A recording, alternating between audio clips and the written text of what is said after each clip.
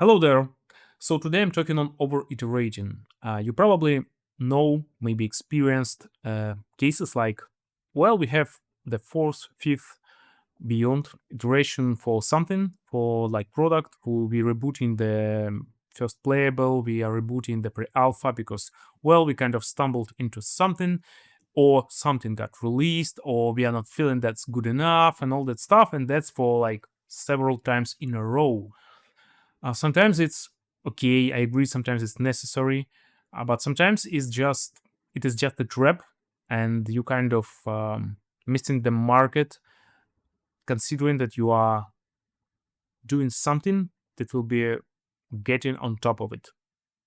The reason is the reality is no, you are not. You are making something that will like skip the trend, despite how good or like ideal or awesome it will be.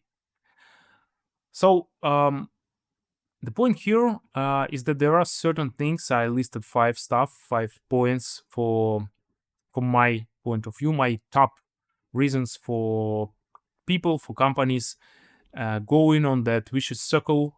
And number one is that people are usually missing the definition time for the player fantasy.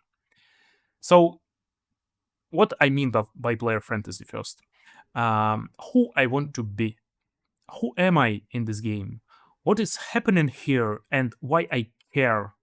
This and not only this are questions for um, maybe the pre-production stage. Okay, maybe very early stages of the production.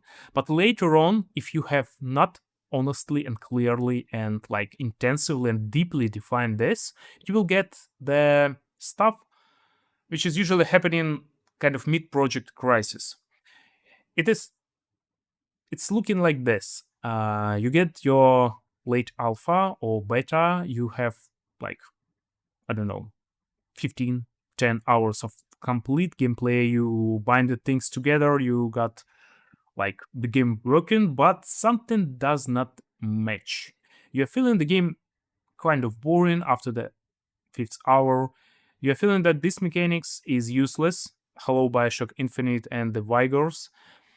You feel lots of stuff which is not matching what I want as a player to do after this fifth, sixth, whatever hour. And it's okay if the player fantasy evolves. It is actually not static. It's like I want to be like greatest racer of all time in Forza when I jump into the game, and in like 10 hours plus gameplay loop. I want to be a leader of the club, organizing events, and that's completely different motivation and player fantasy. But you have to define the evolution of the player motivation, player fantasy, and the essence of it in the game really early. Do not leave it for later because you will get that crisis. My guarantee you will get it. Okay, now that was first reason. Reason number two is clear definition of good and bad is missing. So what I mean by that, um, when you're making the game alone, you can be well flexible. You have time, budget, and that's probably it. And you can play with the stuff in your head and realize, well, and not realize exactly what it have to, how it have to be, look, play, controlled, being controlled, all this stuff. But when you work with the team, you get that kind of unclearness, and even if it's like if you're working with the people who get you like with the just mental connections, your friends, your family, you will still miss that perfect match of okay, that's really good, that's really good, and that is unacceptable, that is bad, you don't need to have it in the game, please take it away from me. I saw cases when that happened a lot, and with the kind of authority of the leader, it led to um, unspoken definitions, which were like blown up in the mid life of the product and eventually rebooted the game several times in a row because the leader never like said expressed in the meaningful clear way of what is acceptable and not acceptable in the game. Please, if you're a leader, try to make it as clear as possible, define it, record the video, like fixate it in the documents, do everything to make it very, very clear. Okay, the next reason, number three, I guess, no defined definition of done. It's more or less related to good and bad definition, but it is how I see the limit of the production value of the game. Um, if you won't get this, you will get kind of always not enough stuff, which after years, sometimes months of intense production, can catch you with some thoughts. Okay, maybe we are not doing it right overall. Maybe we need to change the concept because we are here for a year. We're developing it intensively for a year, and we are still not there. We are like far, really far from that. Really far from the feeling I define as a great definition. And I can't really say what is great definition, but it's not there. I feel it. That is very, very like red flag for me if someone is saying like this.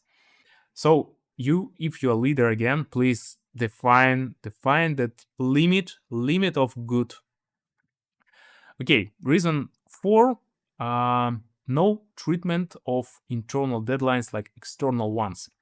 What I mean by this, we all have this stuff like if we are not pushy from external side, we are kind of well, okay, we set the deadlines for myself, for ourselves. It's kind of internal ones. We can like move it there, here and there.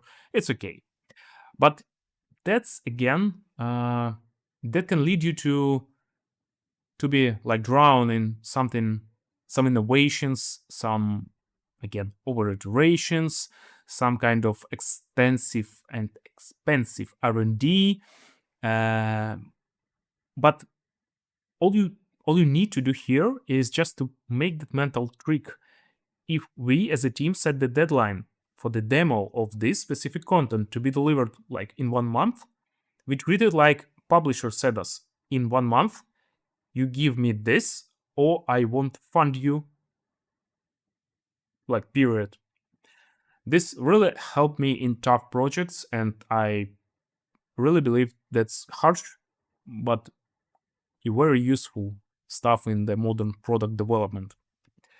So last fifth reason for over iterating is no quantitative data backed decisions. Mm, I want to say, but internal subjective decision oriented stuff. Well, too complex, I know. So, what I mean in simple words, we are not like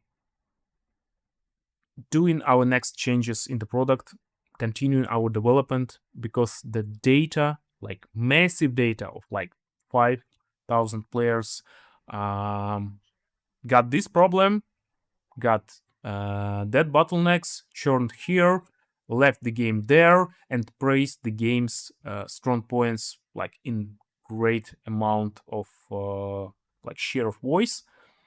But instead, we rely on some kind of feelings, some kind of I don't know.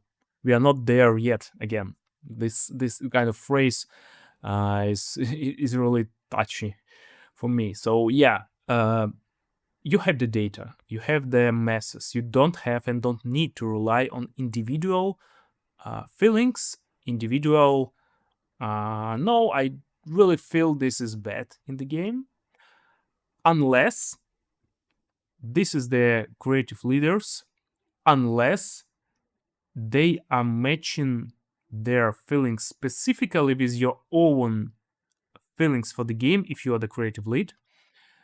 So you have to remember that the data, the masses, the like greatest share of voice is the best possible handle for you to make the game which is fitting the market, which will sell good, and do not consider you can cheat it. All right, that's all I wanted to say on this topic. And as usual, I really ask you to hit that like button, to subscribe, to share this video. I really need it for the development of my channel. And I see you next week. Bye bye.